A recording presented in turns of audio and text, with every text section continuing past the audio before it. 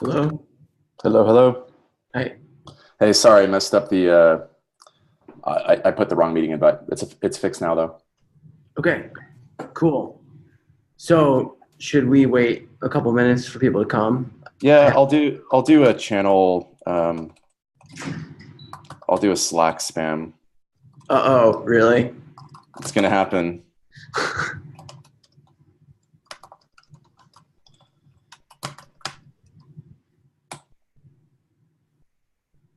12 time zones.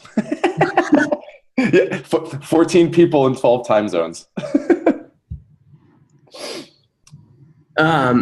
So what's a good way of doing this? We just do, since we only have a half hour, do we just do kind of quick intros, and then I Yep, think Harvey yep, had a small thing that he was going to go through, uh, yep. and then just open it to questions. When you do Q&A, do you just have people just start talking or type, or what's the Yeah, best way? generally type whatever they want to talk about in the actual agenda. Oh, okay, cool. That's the best way to do it. So it's actually somewhat recorded. I'll essentially take notes this time around, but in the future, it's good if kind of like everyone tries to work together to collectively take notes. Sure. Okay, got it. Sounds like Harvey is trying to install Zoom. Yeah, I mean, he could dial in, or if he has to install something to start.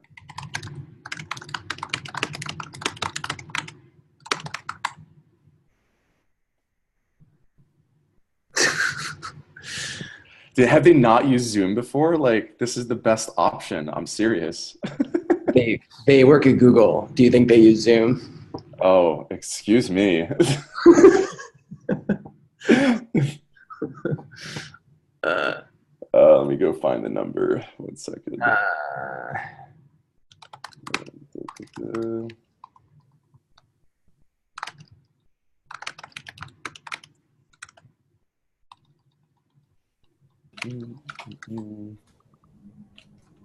Settings. Let's go see. uh, It should tell you when you go to the link. 1 second.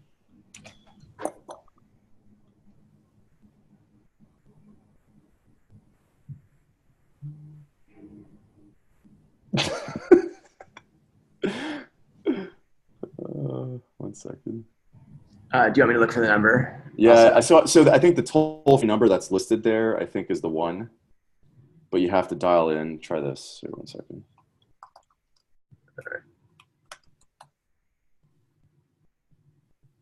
and then they got to put in the meeting ID. Yeah, it's good to randomly install dot packages from the internet. FYI. That's what I do. I just install everything that anyone asks me to. We've all been trained that anytime a password prompt comes up, just enter your password and it'll be better that way. That's what I do. Too old for security, just curl and pipe shit to bash and be done with. I was just about to say that. I was like this close to saying that. I'll give it a few more. I mean, always the first time, it takes a while to get this going, but once everyone kind of gets this figured out, it's not too bad.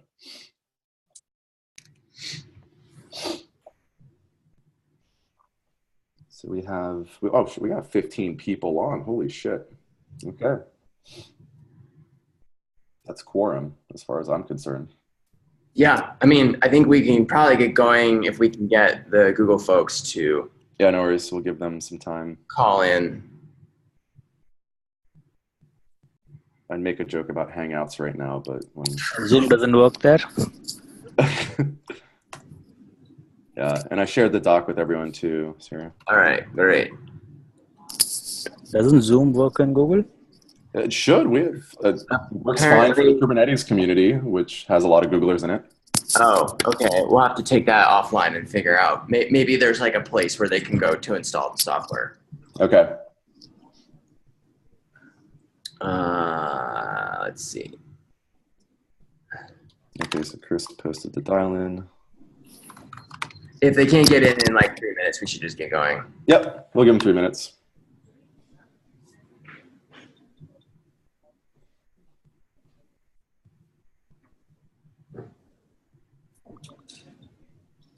No, it's not working. I think he was serious. It's a Target store. Sorry, try.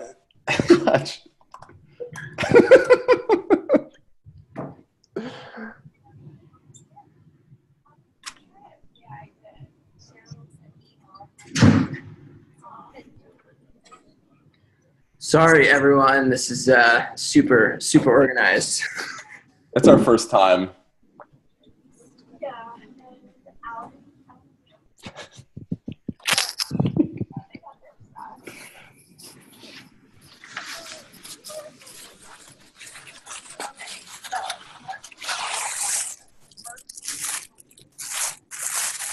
I'm going to start muting someone. There we go.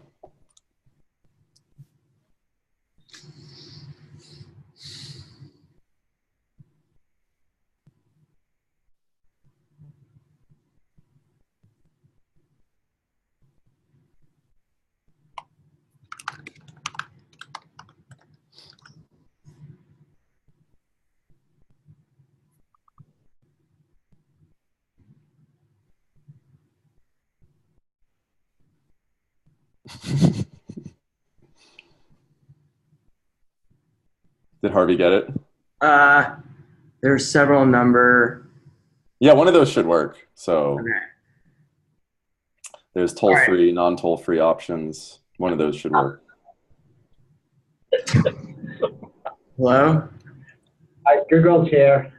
All right. Yay! Awesome. Yeah, good. Quick intros. Alyssa Vilk on GitHub. Yeah, Harvey Chuck, H Chuck, GitHub. Dan Noe, D Noe on GitHub. Matt Rice, M Rice 32, I think on GitHub. Cool. Yeah, I guess we should just do quick intros. Matt, do you want to go ahead? I guess like Chris A, CNCF. Hey, Matt Klein from Lyft.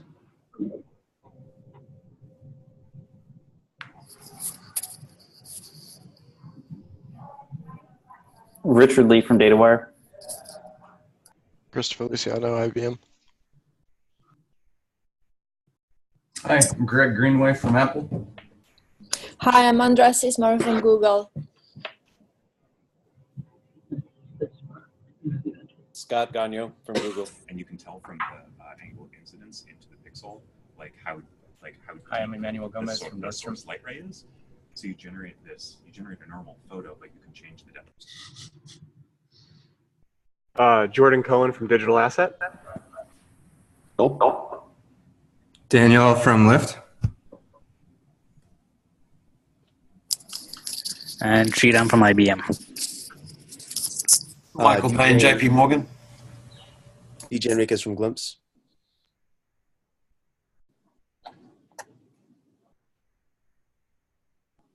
Hi, I'm Lizan from Google.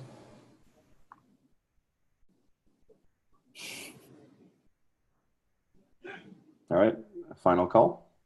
Anyone else? All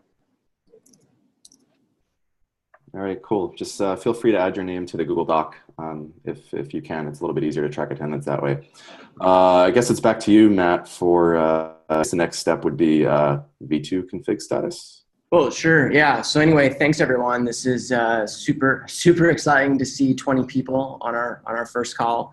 To be honest, I've never done this before, so I'm learning with all of you in terms of what would be most useful here. So my thinking of kind of this call is we'll have Harvey do a V2 config status update for about 5 minutes. And then since we only have a half hour, about 15 minutes left, I was thinking that we could do a general Q&A and people can ask us whatever you want.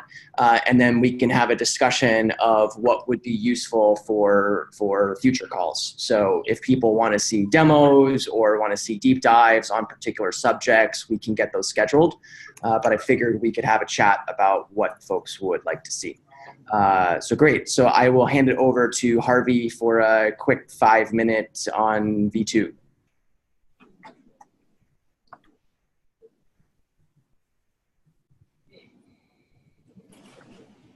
Everyone sort of knows Thank you. Okay, I'm unmuted now.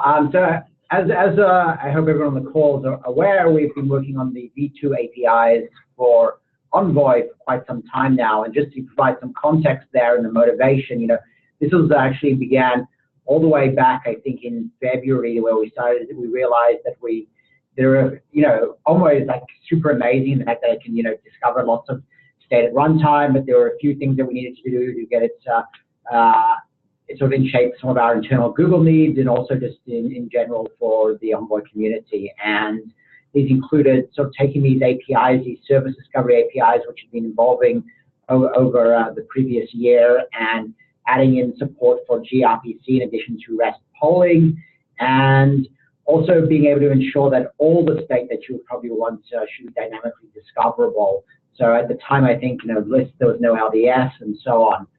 So we've been working on essentially gRPC and JSON-based V2 APIs and the data plane API repository.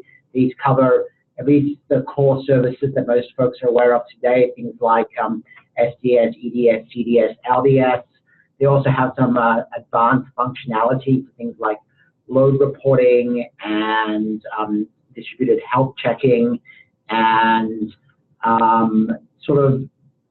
they basically take Envoy to the point in which almost all state that you would want to discover at runtime is now discoverable.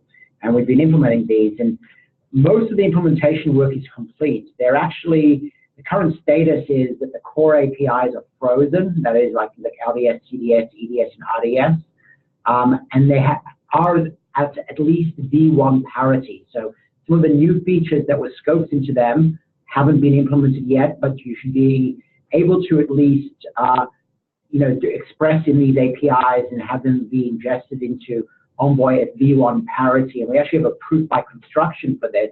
So Envoy itself internally takes the V1 APIs that it reads out of JSON, transforms them into V2 protos, and then actually consumes them internally. So we're pretty confident that, at least as far as V1 parity for the core APIs, V2 is in a good place to get working. There's quite a bit of sort of open work still that remains that implies there's some great work that Sriram's working doing right now to ensure the filter configs beyond things like HTTP connection manager and the TCP proxy filter are protoized, and there's a temporary solution where you can just supply in JSON fragments to these protos, the V1 JSON fragments for the opaque configs, and they just work. But we're hoping to reach a point where we'll have full protoization of the filters probably within this week. I think there's a PR which is looking in pretty good shape from Sriram there. There's also some additional work going on by myself on adding documentation. So we have really fantastic docs that Matt put together and involved over the years from all the contributors for V1. These were largely manually written. I actually have in flight some PRs to auto-generate the docs coming from the proto definition files from comments inside them. And that's actually shouldn't be a huge amount of work. We're aiming to keep this a pretty lightweight tool, and that should be available shortly. In addition to that, we have one last rough edge, which folks might be interested in, and that is we don't actually do full constraint validation on the ingestion of the APIs. So the V1 APIs, we have JSON schema, which checks things like, this string must be at least 3 characters long, or this integer must be greater than 0. Internally, Envoy relies on this. We do have a plan, and we have some list-based open source tooling now to add in these constraints for the V2 APIs, but we're prioritizing the documentation work there. What that means for early adopters of the V2 APIs is you might ingest a config, and Envoy will just crash in an unexpected way, not in a nice, graceful, hey, here's an exception, now we're rejecting this config way, but in a seg faulty kind of way. So that's the only sort of caveat for early adopters. Otherwise, we're definitely interested in working with folks who would like to get rolling with V2 and get that implementation into place. So that's the end of the update from me. If you have any questions, I'm happy to answer them. Yeah, one thing I would point out real quick about V2 is we're still thinking about kind of what the V1 to V2 deprecation plan is. Our current thinking is we're doing roughly quarterly releases. So 1.5.0 will be, you know, in approximately 6 weeks towards the end of November. And our thinking is basically that in the 1.5.0 release, V2 will be fully ready. There'll be docs, there'll be constraints, etc. V1 config is not going to be treated like our previous deprecation policy. Like, we're not going to delete V1 config in 1.6.0. It's not reasonable. There's lots of people that are actually using it. But our general thinking, which we're open to conversations on, is that once 1.5.0 actually ships, we will no longer allow new features to be added to V1. So as new features get added, basically people will have to upgrade to V2 to actually use them. And what we've seen so far is it's a little tedious, yes, but most of the V2 configs, whether they be YAML or JSON, you know, it's a small iteration on the existing configs. It's not like it's a total rewrite. So most of the concepts map very simply from V2 back to V1. But that's something to keep in mind, is that, you know, we're targeting probably, you know, maybe 1 year of keeping V1 around before we would consider kind of taking it away. And then we will be blocking new features getting backported into V1 to encourage people to start migrating towards V2. Cool. Thanks, Harvey. Yeah, do people have any questions specifically about the V2 config stuff before we move into general Q&A? If the docs are already available, what is the link, please? The docs are not already available. They will be available shortly. I mean, like, I would say we should have draft docs for at least some of the core parts of the API available within probably about 2 weeks. That would be a reasonable estimate. Yeah, our goal is to auto-generate the V2 docs into the existing V1 Sphinx tree. And that will allow us to cross-link between the existing V1 docs and the Arch docs, because obviously there's a ton that's written in the current V1 docs, and instead of having to rewrite all of it, you know, for 90% of it, the same concepts still apply. So this will allow us just to cross-link back and forth and hopefully have a pretty good doc experience. The other thing that we're going to do, which we need to figure out how to resource, it'll probably be partly Harvey Google folks and partly Lyft folks, is we will take the existing example configs that are in the repo. So there's kind of the Lyft reference configs, there's the front Envoy, the service to service, the double proxy, and then there's a couple sample Docker containers. We'll be porting those to V2. So the goal basically is that in the repo, we're going to have a bunch of examples that are all V2 configs. So once we have the examples and we have, you know, the auto-generated docs, and the fact that V2, like I was saying, is really a very small iteration of V1, I think it'll be very easy for people to migrate. Okay, and I have one more question. Is there a recommended migration path from V1 to V2? You want to take that, Harvey? I mean, you know, in theory, there's this transformation from a tool could be written, which basically uses the existing Envoy logic that it's using at runtime to ingest the V1 JSON and spit out V2 protos to do this on a command line. And if anyone's interested in such a project, actually opening up a GitHub issue and taking ownership of that would be great, because I think it's actually not a lot of work. Really what you really need to do is wrap the existing libraries in a command line interface. And this would provide essentially an automated transformation of your configs. Now, that would get you at least V2, you know, the minimum you need to actually get a V1 config ingested to V2.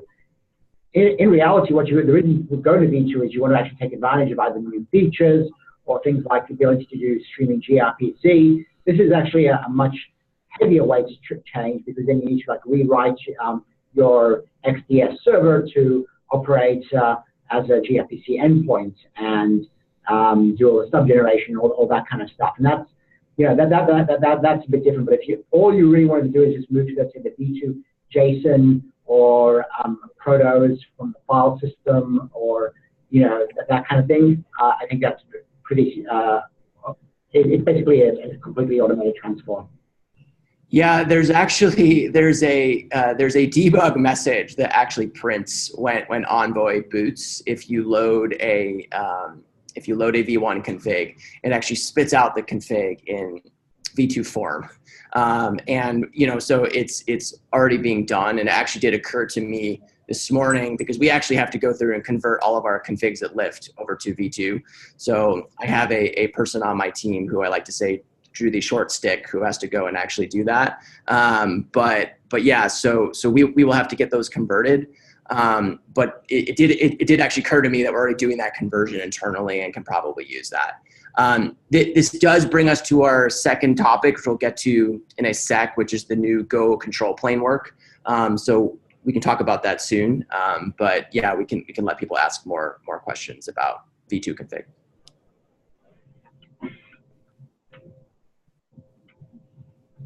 I might have missed it, but what's the is there any additional work or focus on the auto configuration, service discovery, those sort of components in V2, or is it just pretty much sort of like a mechanical change?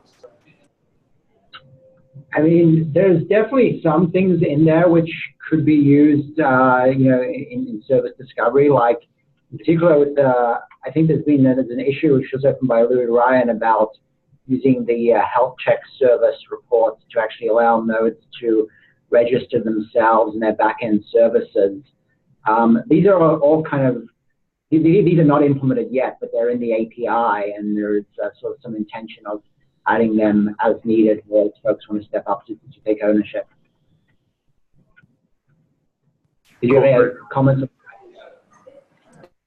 Oh no, Yeah. it's just that's sort of like the direction I kind of see it going in. And if that's something that was kind of present in your guys' minds when you were working on V2, like sort of like this, etcd backended sort of, you know what I mean? Like what a lot of other things are going in right now. That's kind of where my question came from. Sorry, you're asking if we will build a specific backend for Envoy? Is that what you're asking? Oh no, so specifically around the V2 work, it was kind of muffled in the beginning, and I heard some stuff about service discovery, and I was just interested. I was interested in the service discovery aspects of it, particularly there's mumblings about like an etcd backend and things like that. You know what I mean? Where things automatically register themselves as backends and as front ends and such. You know what I'm saying? Like something like that. Yeah, sure. So sorry, is someone talking?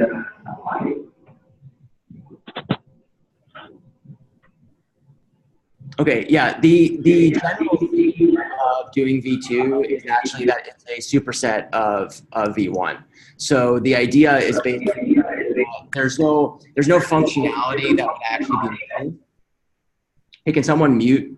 Yeah, I fixed it. Oh, okay. I muted someone.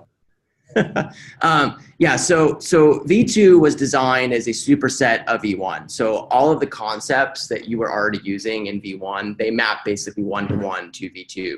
There's features in V2 that were not present in V1. So there's a bunch of streaming concept, there's load reporting concepts, there's aggregation concepts. So, there's things that won't be present back in V1 that are present in V2.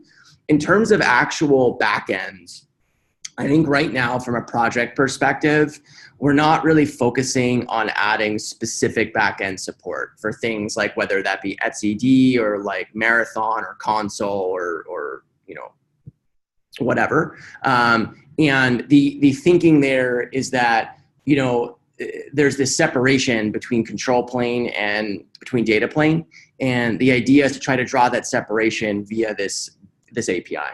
And we're going to rely on systems like Istio and Pilot to provide backends for different services, and for other people to come, to kind of come and provide their different backends.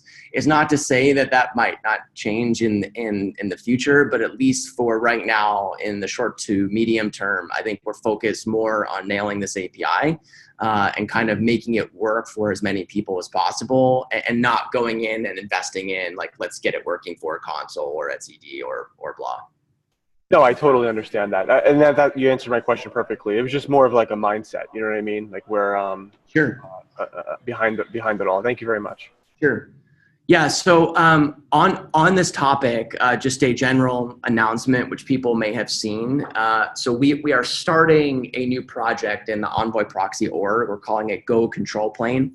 And what we've seen basically is that there's quite a few people building control planes in Go for Envoy. We have the Istio people building Pilot. There's various people that are investigating Kubernetes ingress controllers. We have a Go control plane at Lyft, and then there's other companies that are also doing it.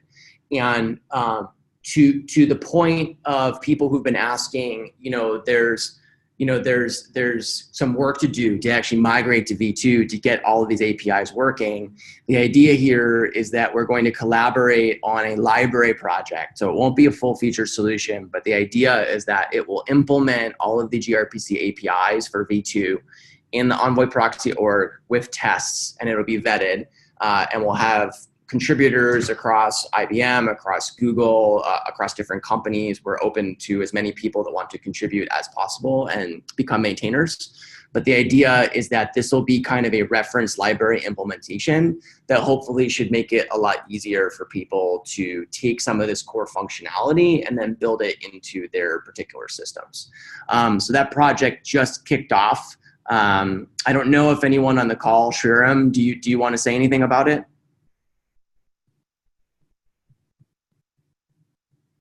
Nope. Okay, so there's the repo. I would encourage people to go take a look. That's going to be getting kicked off if you're interested. Any questions about that?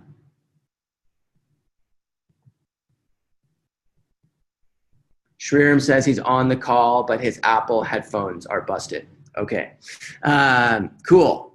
So I think, Chris, I mean, we only have like 1 or 2 minutes. Do you want to just do like a general Q&A? Or? Yeah, I mean, I have this line open to 15 more minutes, so it's up to you. I know okay. I'm sensitive to everyone's time. So Sure. Yeah, I mean, I'm happy to stick around, or people want to drop off. But if there's any particular questions that folks have, I'm happy to answer them, or the folks over at Google or whoever.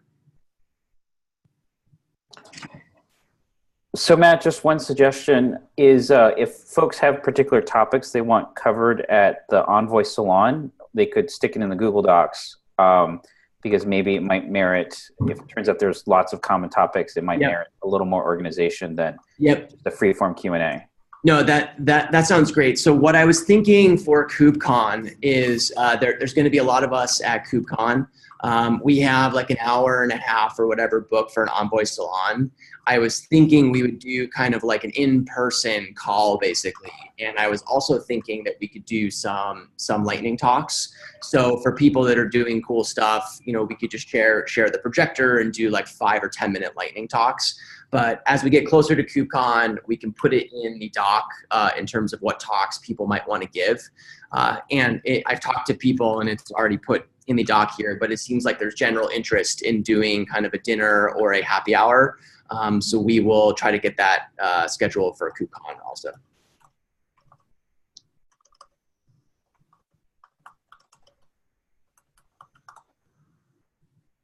Are there any things that people would like to see in future calls that would make this more useful, or do people want to just kind of put stuff in the doc and collaborate on the doc? Yeah, I mean, demos sometimes help. If you reserve like one demo per call, that's always sometimes works pretty well. Works well for the Kubernetes community meeting at least. Okay. Yeah. All ears. And then Shriram just said that, it'd be cool if for people that are using Envoy at particular places, if you even wanted to spend 5 or 10 minutes talking about how you're using it, that would also be, I think, super useful. So we can do little call lightning talks also. I would also find useful to see the roadmap, like to see a list of features that are planned and maybe some, general timelines or quarters or. Sure. Yeah. What we've been doing so far, for better or worse, probably worse, is we are using GitHub issue tracking. And generally what I've been doing is we have a milestone for the next release. So right now, if you look in GitHub, there's a 1.5.0 release. And generally everything in that bucket is going to get implemented, in probably the next 2 or 3 months. Sometimes things get punted out and sometimes things get brought in, but that's kind of the best rough roadmap that we have so far. If there's general interest in kind of like longer term roadmap, it's a bit hard, obviously, because we're all volunteers doing random things for different companies. But I think at least from a Google side, in terms of what's public, and from Lyft in terms of what we are definitely going to be working on, I think we can put together kind of a short term and a medium term roadmap for sure. Okay, thanks.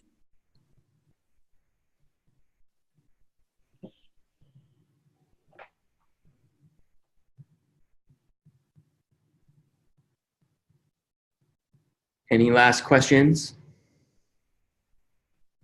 Cool. Next meeting's on the 7th. Okay, cool. Thanks everyone for coming. This is great. Yep. I'll post the recording on YouTube, so I'll share it with everyone when it's done. Okay? Okay, bye. All right, take care. All right, bye-bye.